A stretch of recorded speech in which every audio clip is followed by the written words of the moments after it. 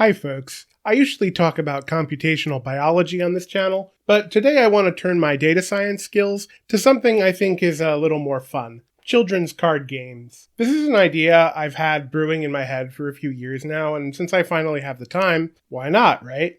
So for those who don't know, modern trading card games, or TCGs, begin by building a custom deck of collectible cards and competing against other custom decks. Typically there's a role-playing element involved, and the cards represent predetermined role-played action. That role-play is usually a combat simulation, though not always. The so-called Big Three of trading card games are the first modern TCG ever, Magic the Gathering, a D&D style fantasy game about dueling wizards, the Pokemon TCG, which lets you roleplay Pokemon battles in a manner similar to the video games, and Yu-Gi-Oh!, based on the popular manga and anime series about tabletop gamers. There are a number of popular TCGs outside of the Big Three, though, to choose from if those don't appeal to you. Cardfight Vanguard, Flesh and Blood, the all-online Hearthstone, Digimon, based on the popular Digital Pets game, and Disney's new Lorcana game, which is basically Magic the Gathering with Disney princesses. I play all of the Big Three online to varying degrees from time to time. All these games are based around balancing skill with chance, typically in the deck building process with a focus on consistency. How often can I implement my strategy given my opening hand?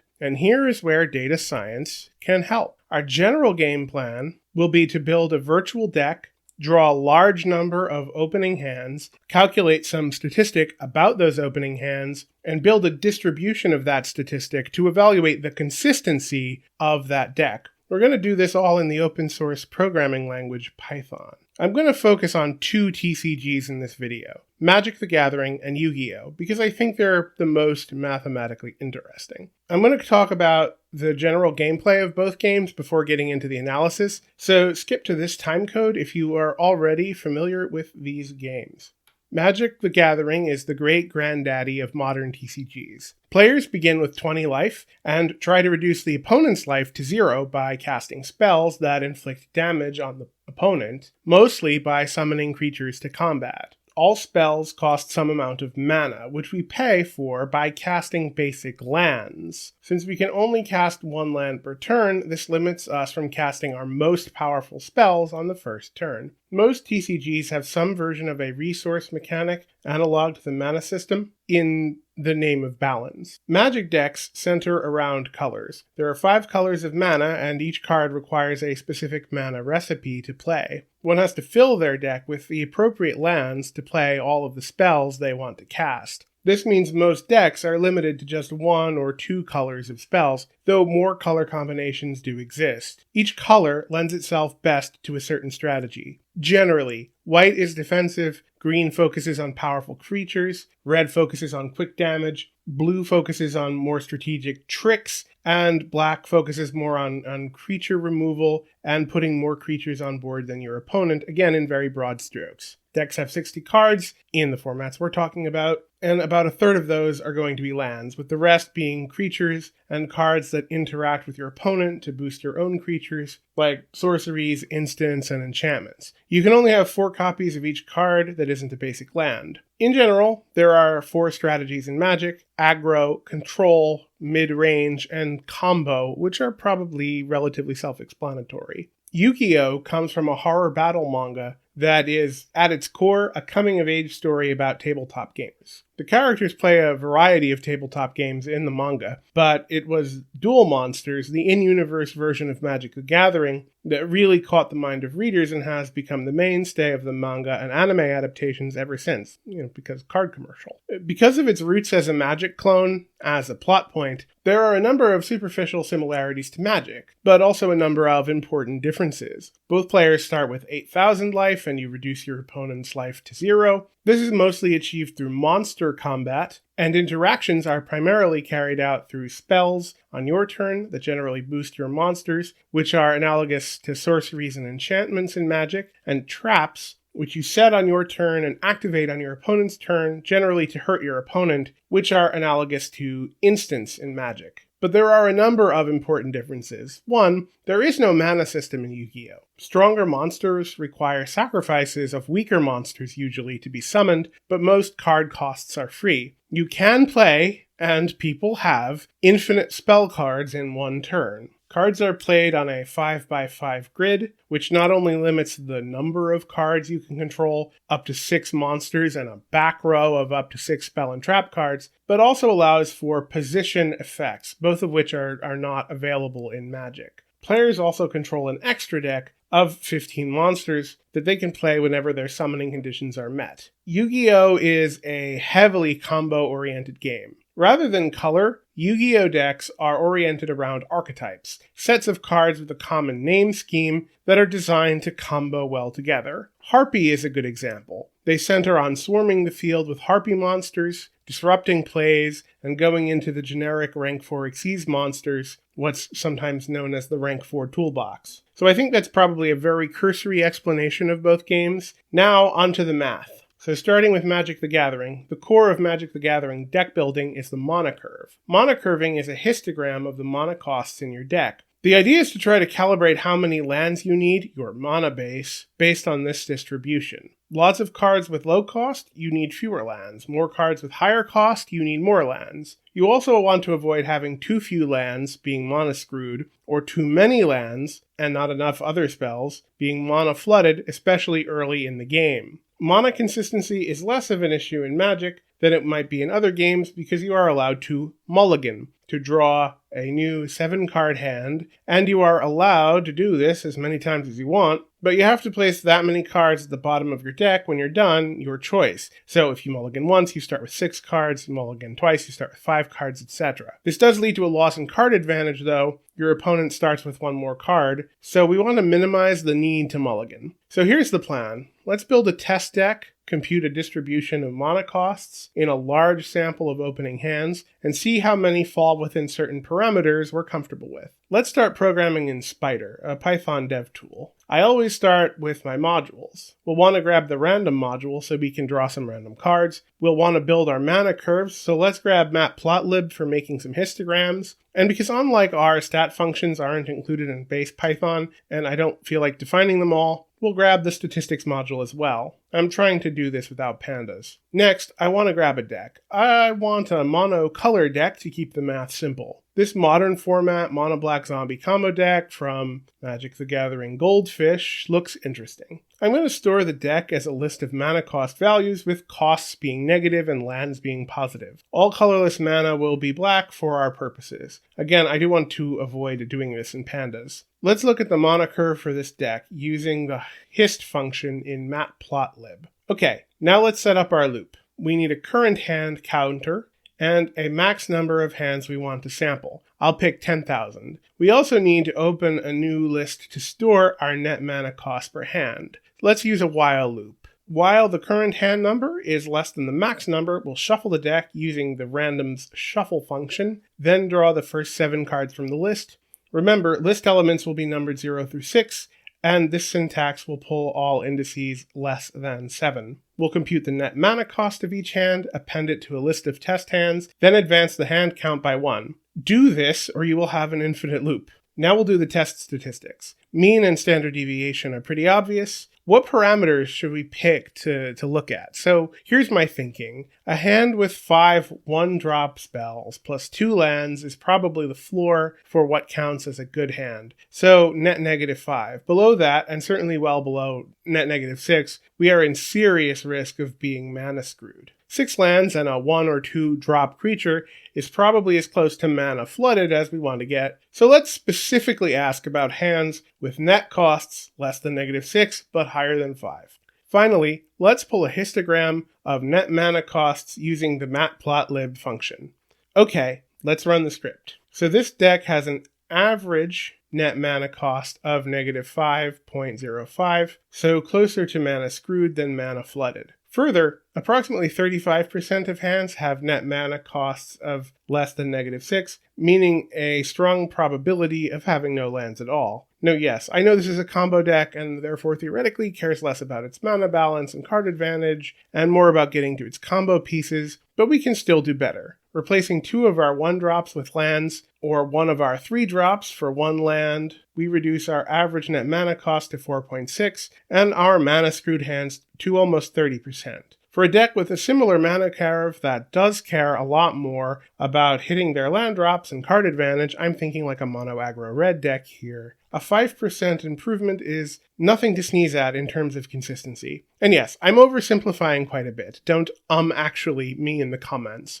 Of course, we can take this analysis to the next level. One thing we could do is have a script iterate through, let's say, replacing lands with other spells, vice versa, until we found the optimal amount of lands that got us to a desired consistency. We could also compute sort of per color net cost arrays, but I leave both of those as an exercise to the viewer. Okay, let's turn to Yu-Gi-Oh! Because I think Yu-Gi-Oh! Is a much more complex, mathematically interesting game. For the last decade or so, Yu-Gi-Oh! Has been an aggressively combo-oriented game, and deck building revolves around being able to consistently start your combos. There are no mulligans in Yu-Gi-Oh!, and the pressure for ever more powerful combos means if you can't start your combo from your opening hand, you're probably going to lose. This means you need to be able to start your combo from pretty much any 5 random cards in your deck. This logic affects pretty much everything in the entire Yu-Gi-Oh! Community, right? Deck profiles, test hands, combo tutorials, practicing your combos solitaire style, and free community-supported AI simulators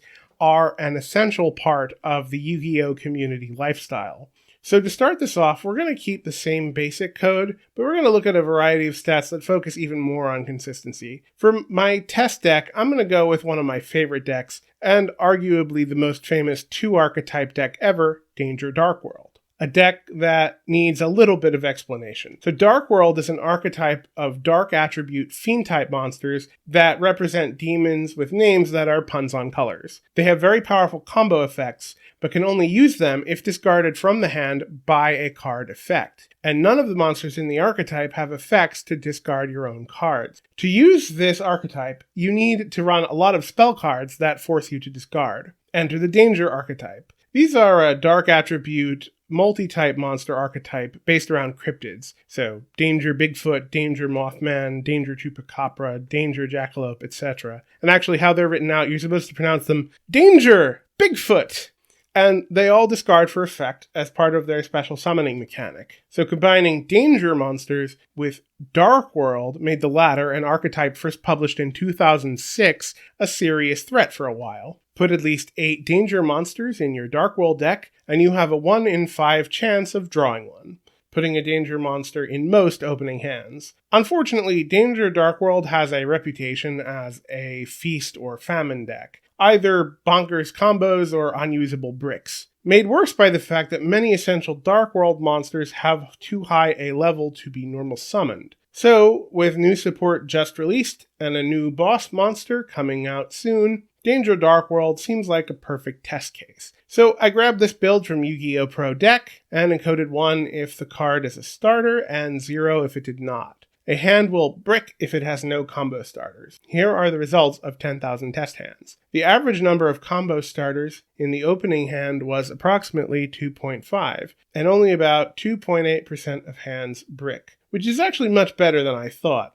Though obviously this sucks if you are in those 3% of duels where you brick. But if we compare Danger Dark World to what many people consider the most powerful Yu-Gi-Oh! Deck ever, Tearlaments, using this recent topping list from Yu-Gi-Oh! Pro Deck, we see that the average hand has 4.8 combo starters, and bricking is mathematically impossible. And this list is after several rounds of a ban list.